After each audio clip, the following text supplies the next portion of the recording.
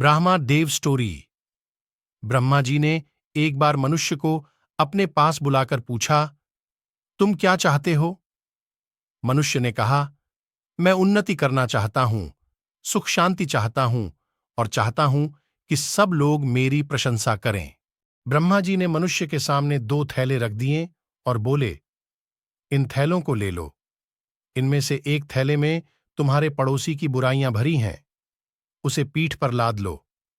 उसे सदा बंद रखना, न तुम देखना न दूसरों को दिखाना। दूसरे थैले में तुम्हारे दोष भरे हैं, उसे सामने लटका लो और बार बार खोलकर देखा करो। अपने दोषों पर सदा दृष्टि रखो। मनुष्य ने दोनों थैले उठा लिए, लेकिन उससे एक भूल हो गई।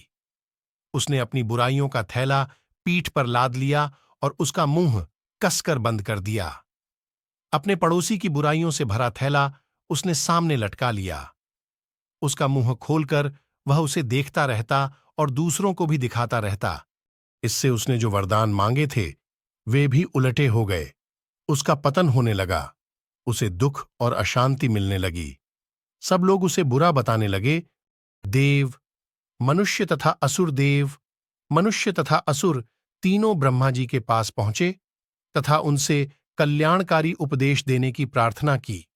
उन्होंने कहा, मैं तीनों के लिए इद् अक्षर मंत्र प्रदान करता हूं। द अक्षर मंत्र को न समझ पाने के कारण तीनों एक दूसरे का मुंह देखने लगे।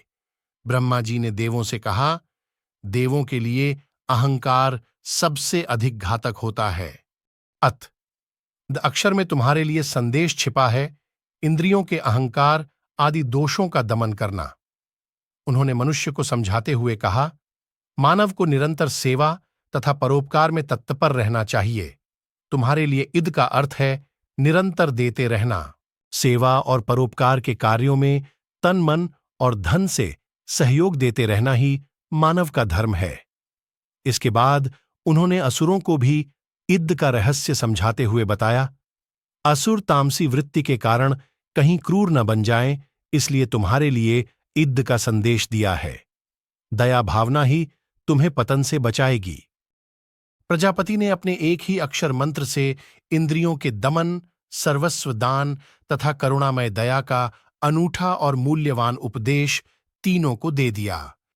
हिंदू धर्म में 3 प्रमुख देव बताए गए हैं, ब्रह्मा, विष्णु और महेश।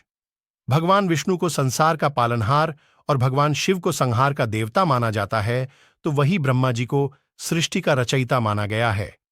इनमें से भगवान शिव और विष्णु की संसार में पूजा होती है और इनके कई मंदिर देश के हर कोने में स्थापित है, लेकिन ब्रह्मा जी का पूरे संसार में केवल एक मंदिर राजस्थान के पुष्कर में स्थित है।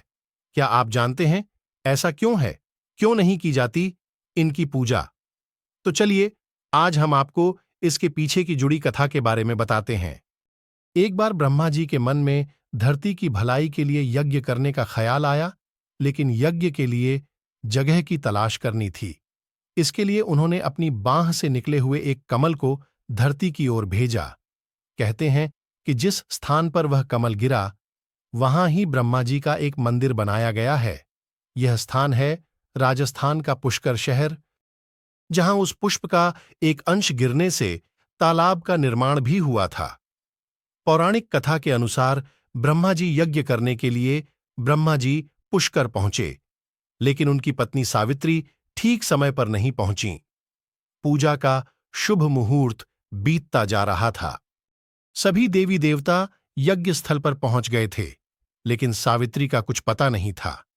कहते हैं कि जब शुभ मुहूर्त निकलने लगा, तब कोई उपाय न देखकर ब्रह्मा जी ने नंदिनी गाय के मुख से गायत्री को प्रकट किया और उनसे विवाह कर अपना यज्ञ पूरा किया।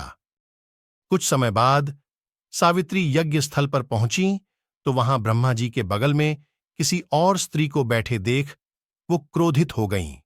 गुस्से में उन्होंने ब्रह्मा जी को श्राप दे दिया और कहा कि जाओ, इस पृथ्वी लोक में तुम्हारी कहीं पूजा नहीं होगी।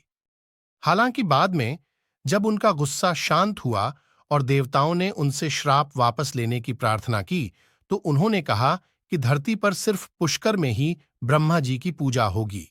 इसके अलावा जो कोई भी आपका दूसरा मंदिर बनाएगा उसका विनाश हो जाएगा।